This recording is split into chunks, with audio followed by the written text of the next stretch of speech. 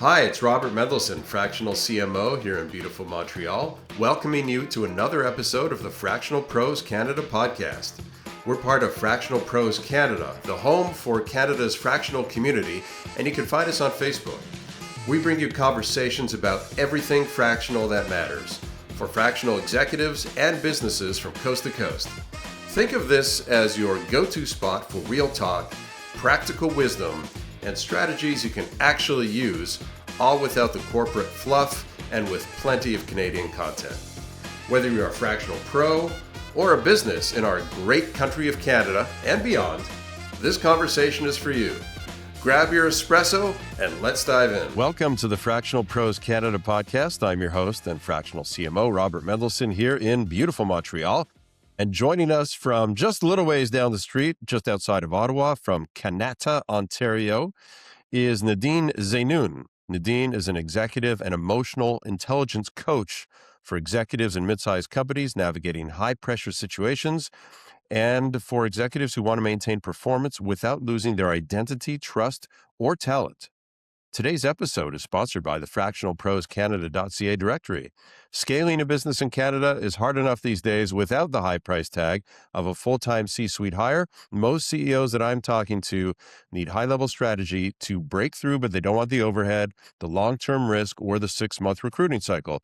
So when they ask for a shortcut, I send them over to the Fractional Pros Canada directory, the curated hub for vetted, high-tier fractional talent like Nadine, experts who step in, find the gaps, deliver ROI from day one. Instead of digging through generic job boards, savvy leaders go where the specialists are already gathered. Business leaders find your next strategic partner on the directory at fractionalproscanada.ca.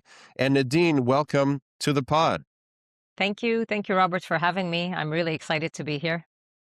All right. Well, I'm excited to have this conversation. You've got a really fascinating background. We're going to dig into that right now. So your background, it's a mix of extreme environments and scientific precision, and then a whole lot of EQ thrown in there. So you grew up in war-torn Lebanon, which you say shaped your obsession with creating harmony, but you also spent years studying chemistry and pharmacology. So let's start at this. So growing up in a war zone, what kind of impact does growing up in a war zone have on how you view the world?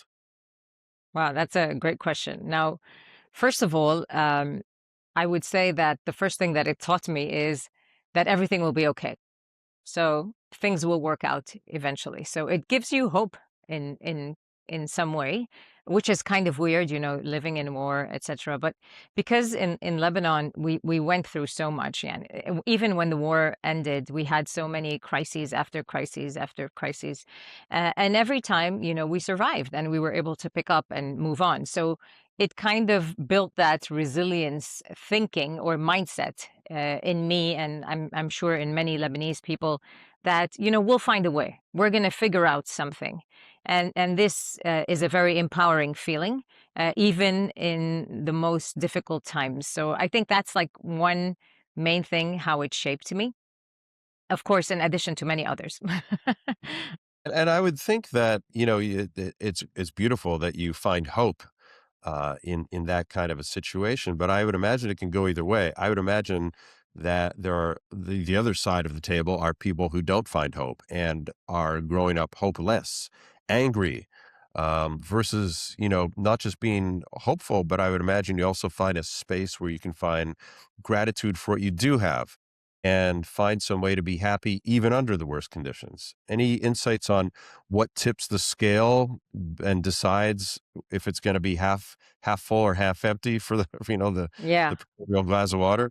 Yeah, I love that because it's so easy as well to get into victim mode and, become hopeless and think that, everything is happening to me. Why did why was I born here? Why could I have not been born somewhere else, etc. You can get into that spiral. And I think it's a decision because, we do go through that. And even in our regular challenges every day, we do find ourselves sometimes taking that victim role and that victim mode of saying, why am I here? Why am I, subject to this? Why couldn't have things been different? But I guess when you notice that, it's a decision. Because if you look at this part and if you play the victim, where's it going to get you? It's just a negative spiral that's going to take you down. I believe, for me at least, it was a decision that, I can't be like the people around me who are going through this spiral. I want to be different. I want to be hopeful. And I have a lot of faith. My faith also helped me, to pick up and shift that perspective and say, no, I decide that I'm not going to get into this. And every time I find myself slipping back into victim mode, I just notice that and I say, no, I'm going to shift my perspective. I'm going to focus on what is really good and what is actually the opportunity out there. And it's not easy, but it's a decision and it comes out of awareness. It reminds me of a book I read that is simply called Choose Happiness. Mm, And it's a reminder that every single one of us always has control of the decisions we make for ourselves, no matter what the circumstances. And we always, waking up every morning, that first decision is always, am I going to be happy today or am I going to be miserable? Am I going to be the victim or am I going to be, have gratitude for what I have? It's such a simple decision to make and has such powerful consequences. And yet, sometimes we're not present enough to realize that we have that decision in front of us, and it's for us to choose alone, and no one's going to be able to take that away from us ever. yeah, So it's something worth noting. yeah, Um, absolutely. And if I may add something here, because, the options and opportunities are always there. They're abundant. They're present, but we're not always able to see them. So your brain, when you are in a negative, let's say, spiral, you're going through fear because, negative spirals create fear and uncertainty. And that fear and uncertainty, which lives in our mind, it enhances, production of a hormone called cortisol. And when you're high on cortisol, you start looking at risks and what can go wrong rather than seeing opportunities. So your brain is kind of programmed to be like that when you are in a negative zone. And that's why you need to shift your state into a more positive state so that you change the hormones in your body and in your brain. And those, that shift in hormones into serotonin, dopamine, oxytocin, then it allows you to start seeing opportunities and it opens up the space in front of you. So you start seeing things different when you are in a different state. And I find that like really amazing. now you're making me feel bad because you just explained what chemically happens when guys like me as a marketer put together campaigns that are focused on preying on the consumer's FUD, fear, uncertainty, and doubt, which is pretty much every marketing campaign that's ever existed. So I'm not feeling good about myself right now. Let's move on. Uh, No, no, no, no, don't think that way because you're trying to help people just take action because people take action when they see how much the pain is and they want to shift to run away from the pain. So that's all you're doing and that's okay. that's right. I'm just holding up the mirror and showing you, Exactly. The consumer, situation. the situation and how I can improve it. How this product or service can improve it. Thank you. Thank you for reframing that, Nadine. I feel better about myself.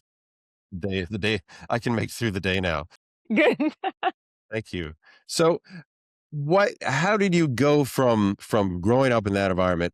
Then you go and you decide you're going to study sciences early on in your career. Why sciences? Simply at that time, just because I was good at science. So Good reason. so yeah, and when in Lebanon, I grew up, you either are going to be a doctor or a lawyer or an engineer. Okay. So if you have, the skills for it, you would go into one of these. Now, I didn't want to be a doctor, although I was good in sciences. But for some, and I, at the start, I went into business because I felt like I like that world.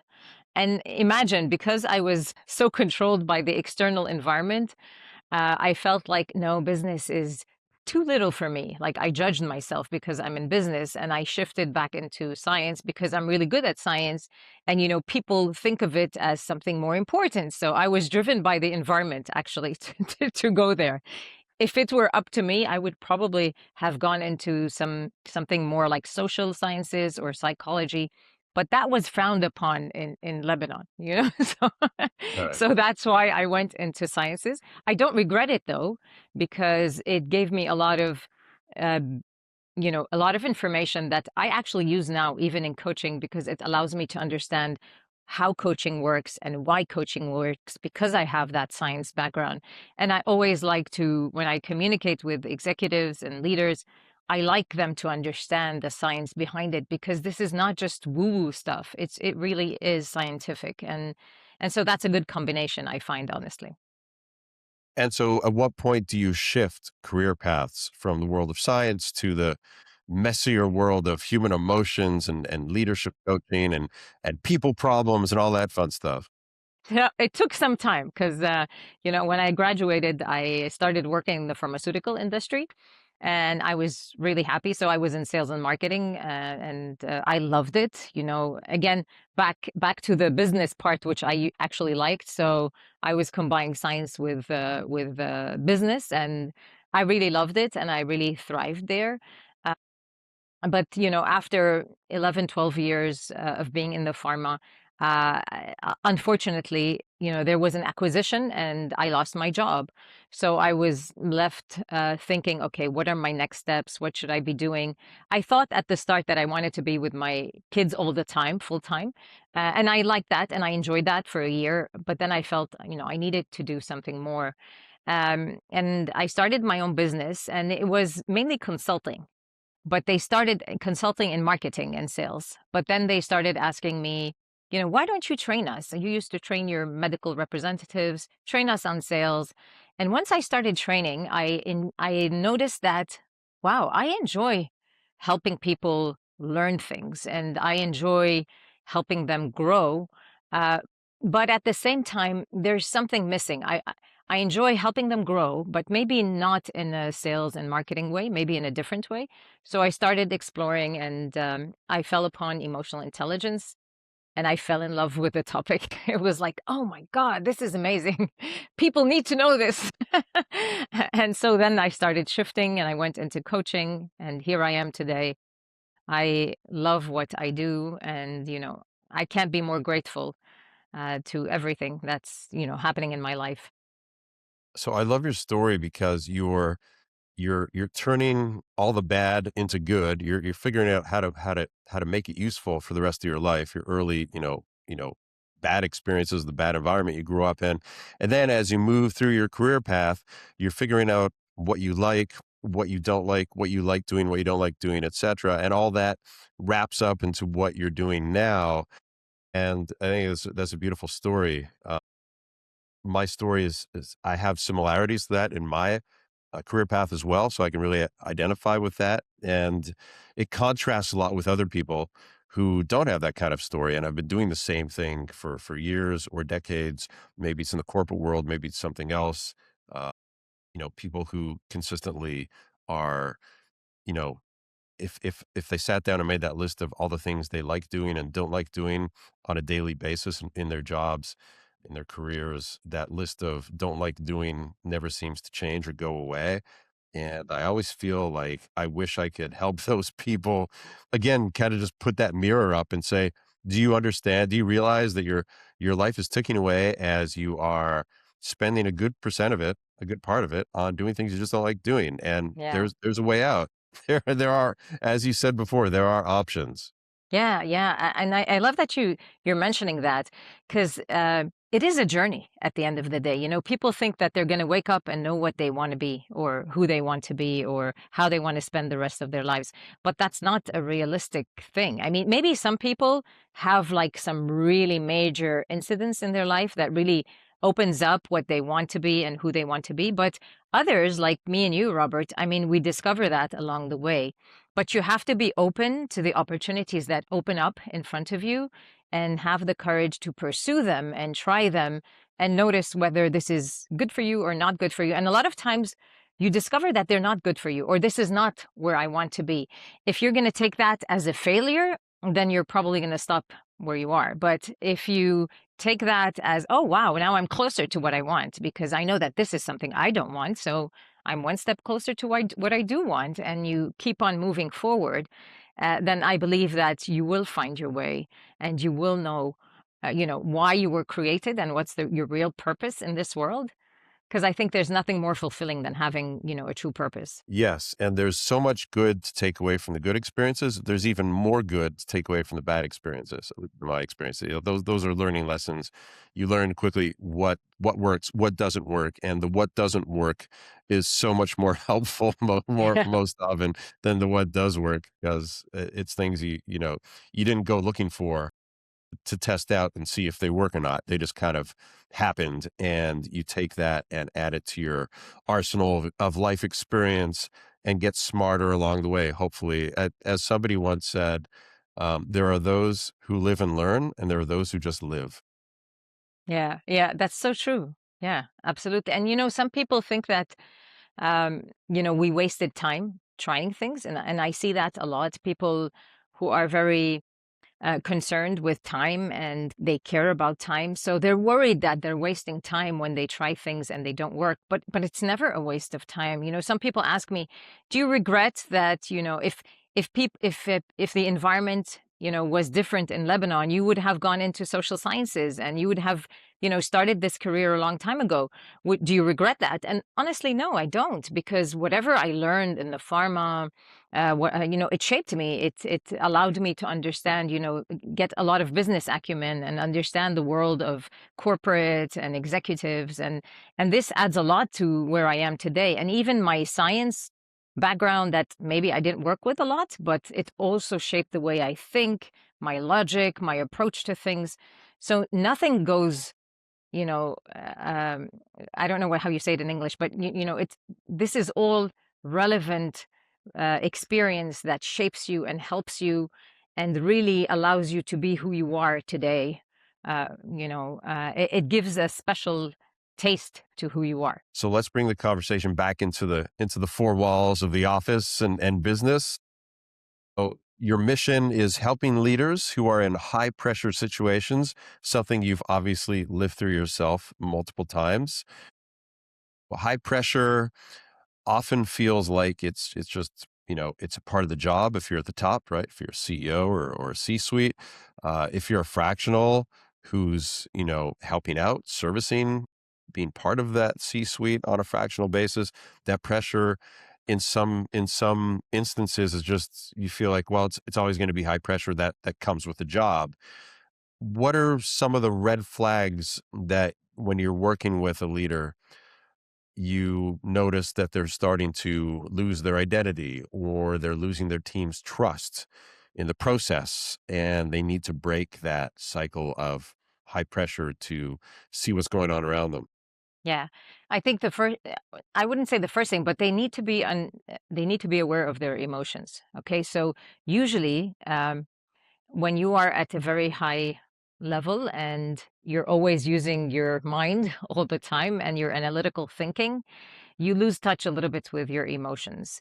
So you don't give time to yourself to actually reflect on where am I and what's going on and how am I feeling about all this and how am I experiencing my life in the moment. So you don't take time to reflect, and this go, go, go can get you into burnout, because if you don't start sensing the early signs of fatigue and the early signs of stress and pressure, and even at that level, we don't want to say that we're stressed because we think that being stressed is weak, and being feeling the pressure is, it means that I can't deal with it. It has nothing to do with that. It's just a signal that your body is giving you to tell you to slow down and rethink of what's going on and how you're approaching things.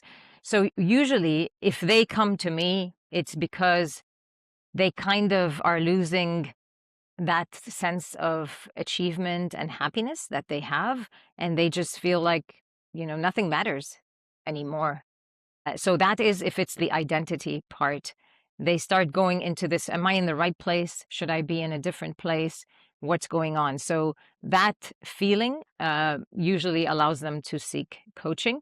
When they're in relationships, they feel like, I mean, when trust starts to be eroded, they feel like people are not listening to them. They're losing people and continuously. And at the start, they think that it's the problem of those people that they're leaving. But later, when they notice that this is frequent and it's recurring, they start thinking, okay, maybe there's something else here. Another thing is people are disengaged. So they feel like people are just robots. They come in, they do whatever is asked of them, but there's no heart. They don't put heart into whatever they're doing. So there is no engagement, there is no commitment. And that's when, the business starts to suffer. And that's another reason why they seek coaching, or sometimes the company seeks coaching for the people because they're in that particular space. We're touching on the subject of vulnerability. And I think over the last few years, maybe it's decades now, there's been a trend where vulnerability and being vulnerable has gone from being kind of a taboo. You never kind of, you hold your cards close. You never show your true feelings because people will judge you and think you're weak. It's kind of shifted to the other way to everybody needs to be vulnerable and everybody recognizes vulnerability. And if you're not vulnerable, then actually we view that as weak. But where do you draw the line? If somebody is, let's say, a CEO who comes to you because they realize they're having an issue and they need some professional help, which you give them, where is that line drawn? Does the CEO, for example, go to the team at some point and say, hey team, just before we start the meeting, I just want to call myself out. I know, over the last little while, I've been, not this, that, list out all the things that have been going wrong. And I just want to share with you that, I've recognized that and I'm working with somebody now and I see the errors in my ways, that kind of thing. Is that crossing the line of vulnerability? Does somebody need to go to that extent to like air the laundry list? Or is that limit before that, somewhere before that? Or do you not mention it at all and just have the change communicated through your actions, which the team starts to see, oh, hey, Robert is not as grumpy as he used to be when he comes into work in the morning. Something's changed and he's more engaging now and he's smiling more. Where are the limits now? Yeah, I love that question. And honestly, it depends on the person. There is no like one size fits all formula. If, of course, the first example that you gave where, you would be very honest with your people and very open and say, I've noticed that, I've been doing this and this might have been the impact on you. And now I'm working on that. That would be like amazing. But I can't expect everyone to be there. And what's really nice about coaching is that I don't give the solutions. They come up with the solutions that work for them. My role is just to create that space where they feel safe to be vulnerable and to share and to open up and ask them questions that maybe they haven't asked themselves before. And that thinking process will allow them to find their way and what best suits them. Okay. And it's variable because it depends on where you are. If you're someone who doesn't share any emotion whatsoever, you can't, you can't expect yourself to just barge into the room and say everything that you mentioned before. It's something that's kind of unrealistic and you're not going to feel comfortable doing it. It's very important that whatever you do, you feel this is really stemming from who you are and what you believe. I can't come and impose something on you. You need to find what is good for you and what works for you. And what is vulnerable to you may seem not vulnerable to someone else. It doesn't matter. It matters how you feel, what you need in that moment, and what you're comfortable actually doing. So I can't say that there's one size fits all. But in general, whatever it is, it's vulnerability to that person. Even if it's a small step or it's a big step, it's still vulnerability to that person. And that's what's important, is to allow yourself to be in those vulnerable spaces, because vulnerability, it enhances trust. The leadership model that I personally work with and I have, created for myself is called the VITA model. And the V is vulnerability, like it's the first step. Because the first step is awareness. And for you to be aware you need to be vulnerable. If I don't look into that mirror and allow myself to accept that, what I'm seeing maybe is not the best thing that I want or is not the way I would like to see myself, that takes courage. That takes vulnerability to do. So it starts there. And again, it's relative. Different people have different vulnerabilities. Okay, so you mentioned the VITA model. So now I'm curious, tell us about the I, the T, and the A. Okay. So I is identity. So no leader can be successful if they don't know who they are, what they stand for, where they're heading, what's their aspiration as a leader. So that all falls into how their emotions impact them. That all falls into the identity and vulnerability. It's actually both together. So identity, and then trust, because you need to build trust with people. So it's kind of like the vulnerability and identity allow you to master yourself, and then the vulnerability and the trust allow you to master relationships with others. And the A is the aspiration, which is, accountability, vision, how you align people along a direction. So it's Okay, part there's the business aspect. the VITA model. Thank you for sharing that. That's good. It's good and easy Thank to you. remember. Yeah, Easy to exactly. remember. Um, in the fractional world, we often come in to fix a specific problem, marketing, finance, operations. You specifically look at the disinterested team that isn't taking initiative and is kind of just, punching the clock 9 to 5, which makes me sound really old when I say that in today's work environment. But for those who remember, back in the factory days, there was actually a punch clock where you would punch in and punch out. Yeah. So when a fractional leader steps in the company and sees a team that is disconnected, how much of that is a process problem versus an emotional connection problem? It's probably both.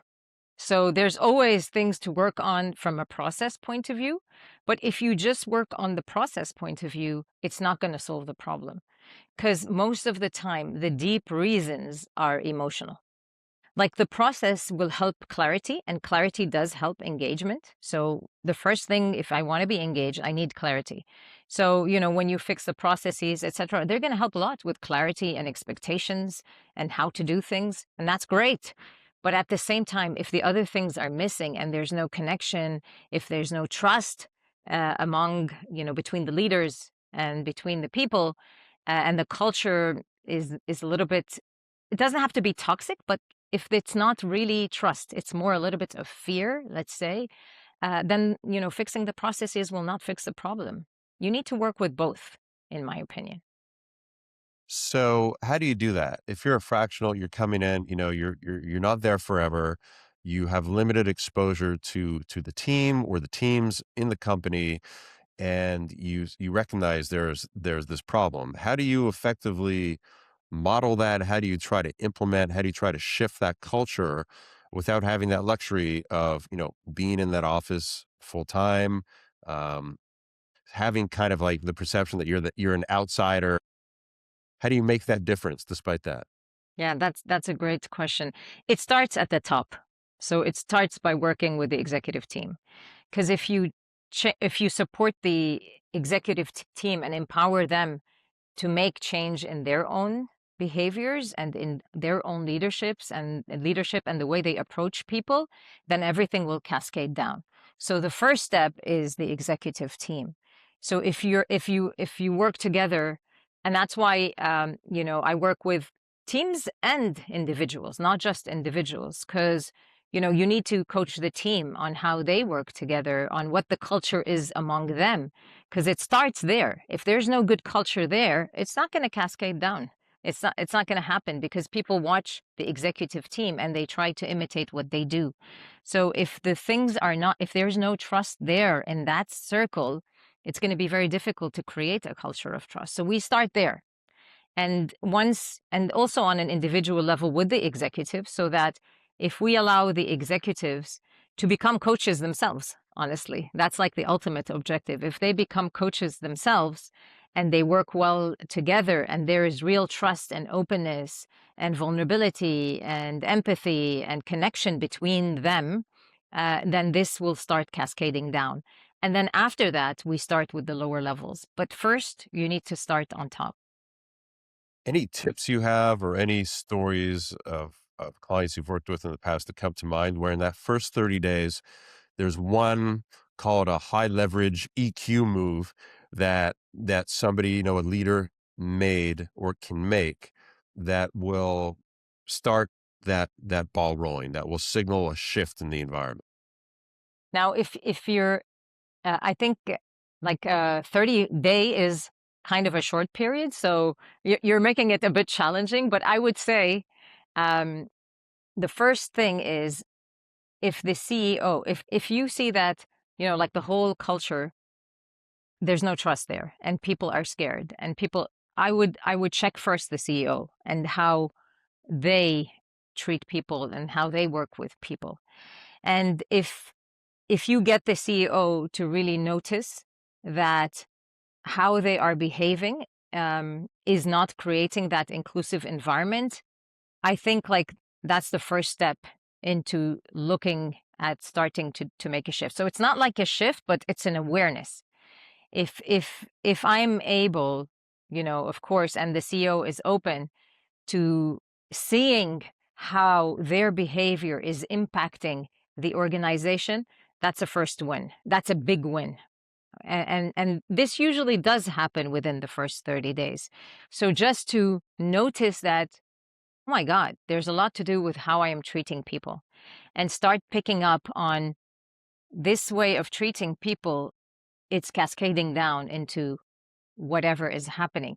That awareness, if we can create that in the first 30 days, then we're on the right track. And what happens when you're working with that CEO and after working with them for a certain amount of time, you start to understand that the reason they called you in is not because they're interested in making a change, but they just want to have, uh, you know, put on a show and say, "Hey, look, I'm I doing. recognize there's problems in the team. I brought in the dean to help us," but they have absolutely no intention of ever changing the way their ways. So honestly, I just say it because a big part of successful coaching is transparency. Not only them being transparent with me being transparent with them. And if I see that they are not really investing in changing their behavior, I will call it out.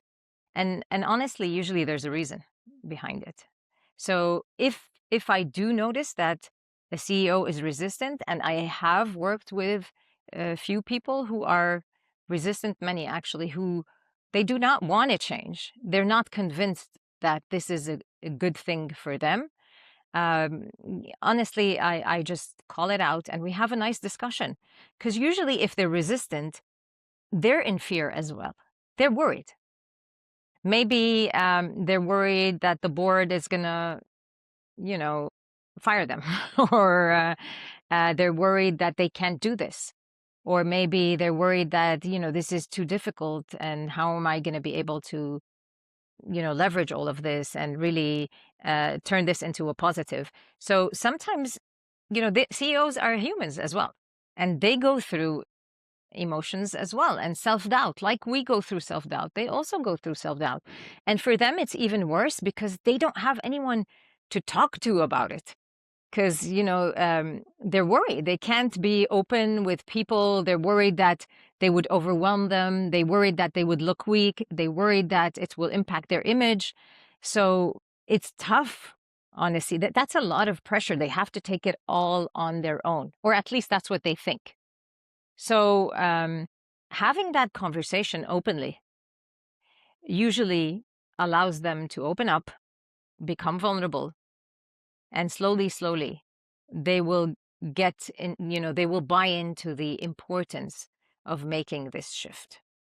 So I have never seen anyone who stayed resistant, honestly. If you really are honest and open and have that vulnerable discussion, um, I'm pretty sure most of them would want to change. How is AI affecting your world? I would imagine that there are more and more CEOs and other clients that you typically have had in the past who, instead of thinking about, where can I find Nadine, they're opening up the ChatGPT, ChatGPT. whatever it is, right? And sharing that with ChatGPT, and ChatGPT becomes the de facto coach. What's happening in your world as far as that goes these days?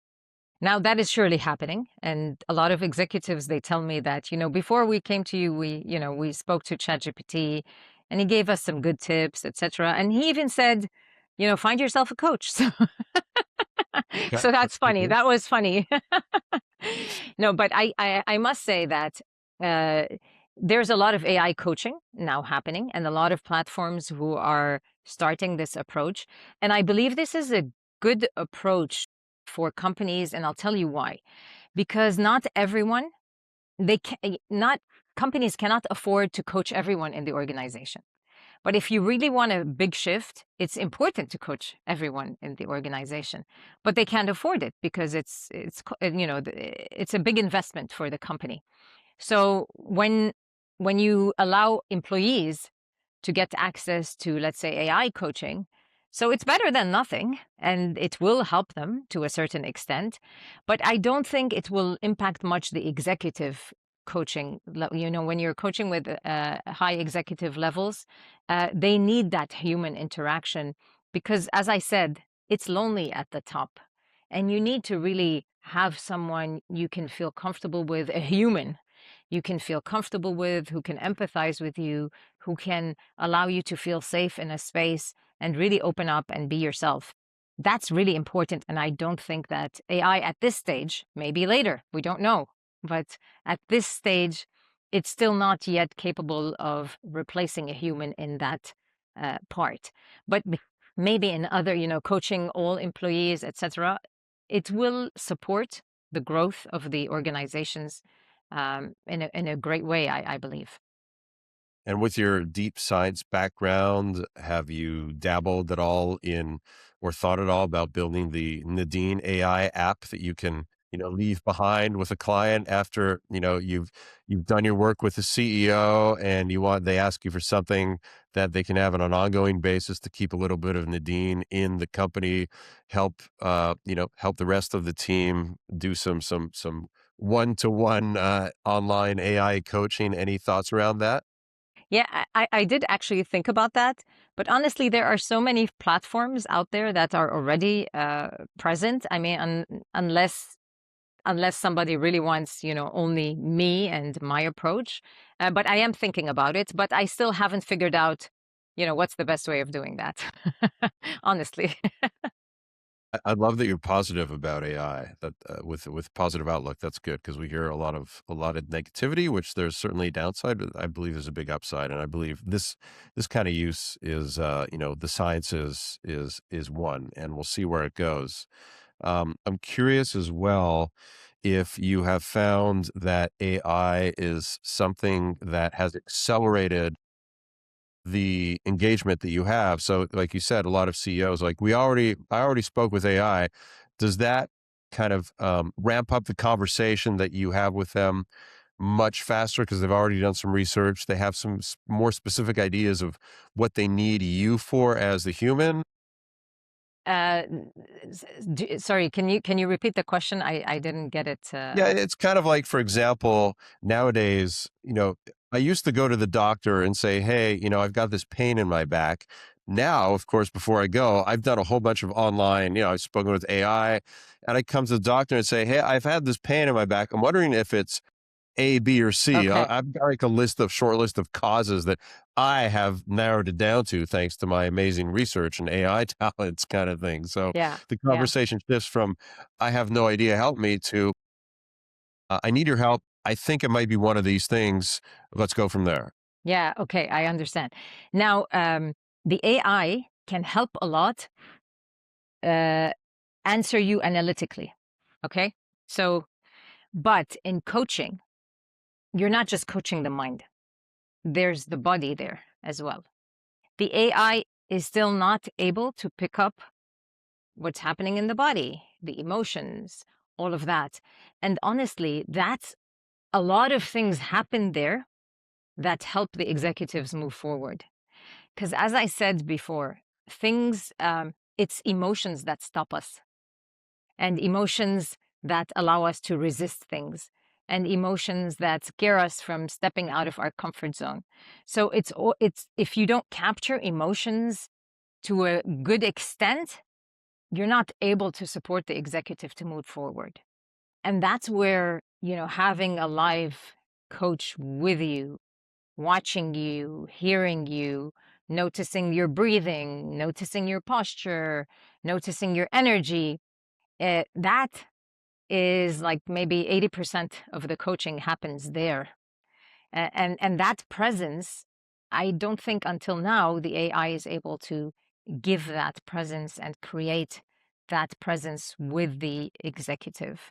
So, yes, it can coach your mind, but your mind is not enough to get you where you want to be. You need your body and your emotions aligned as well. And that's, for now, at least, AI is not there yet. You mentioned things like noticing breathing. Do you coach any favorite tools that are related to breathing techniques? Anything, meditation related, being present tools that are your favorites in your toolkit? Now, again, as I said, coaching is I don't like push things onto the person, but if I feel like there's a need, yes, I do. I do mindfulness meditations if we need to. We use a lot of visualizations, so visualizations really help, and a lot of things from NLP. But that's not typical coaching. So these are like tools that I introduce if the executive is comfortable using them or trying them. If they're open to that, then we use these tools. But other than that, I just stick to basic coaching tools if they're not comfortable using anything else. Have you ever had a CEO or a client who you learn that they have a daily meditation, a daily mindfulness practice, and yet they just suck at being a leader? They're just not present. They're not vulnerable. They don't have the EQ dialed in. Does that happen? Is there ever that mismatch? Honestly, if they're really into true meditation practices, they usually have very good awareness. So I haven't encountered someone who's really good with these and is really bad at leadership. Of course, we all have our things, our weaknesses and our areas that we need to develop. And sometimes, the mindfulness meditation they do gives them good awareness about something, but they don't know what to do with it and how to move forward. And that's where coaching helps them. But usually, if they do the meditation practices well, and they're very used to it, and they really get themselves to be present in the moment and not judging and really getting awareness, then this helps us a lot in coaching because they have a lot of baseline awareness that we could use, and it would help them move faster in the coaching process. Final question for you, Nadine. If you could put one message on a billboard that millions of fractionals and C-suite executives would drive by every day and see and read on the highway of life, what would that one message be? Ooh, that's tough. You should have prepared me for this. That's why we know. Okay, so one message. Let me take a deep breath here and connect with myself now. Okay, what would be? Mm, I don't know, but for some reason, what came up in my mind now is, um, you know, awareness. So understanding yourself and being able to understand others. So like the balance between being aware of yourself and equally aware of others around you. So So for some reason, it came up. be aware of yourself and be aware of others around you. Yeah. Okay. Okay. Love it. It's deep. By the way, don't feel bad. We actually did have one guest who also had the same reaction as you. Said, "Hey, I'm not prepared at all. Would you mind if I just you get the help from ChatGPT? Can you just hang on a second?" One guest has done that so far. Don't feel bad. There you go. All right, Nadine, thank you so much for joining us here. This has been a great conversation, very insightful, and It's always great to speak to somebody who is helping leaders on a human level. At the end of the day, I just believe it's all about the people, no matter what you're doing. At the end of the day, there's a person at the end of that interaction, and it's all about just being a better person for each other. Robert, can I adjust the Yes, last one I said? absolutely. Go ahead. Yeah, because now, the word judgment just came in, just flashed in front of me. And that word means a lot to me. So it's not just being aware, it's allowing yourself to not judge yourself and accept yourself, and also not judge others and accept others. So it's around accepting and non-judgment um, of yourself and others. And I believe that when people are able to accept who they are and not judge themselves, then they're able to accept others and not judge others. And that's when the world will be a better place, when these two come together. So that's it. That's the message I want people to see. All right. And that is a great message and note to end this podcast on. So thanks again so much, Nadine, for joining us here on the Fractional Pros Canada podcast. Thank you, Robert. Thank you for having me. It was such a pleasure having this conversation. That's a wrap on another episode of the Fractional Pros Canada podcast. If you're a fractional professional based in Canada, we'd love to have you join us in the Fractional Pros Canada Facebook group, the home for Canada's fractional community. It's where Canadian fractional executives connect, share insights, and help each other succeed. Until next time, I'm Robert Mendelson, fractional CMO. May your impact be full-time, even if your hours are fractional.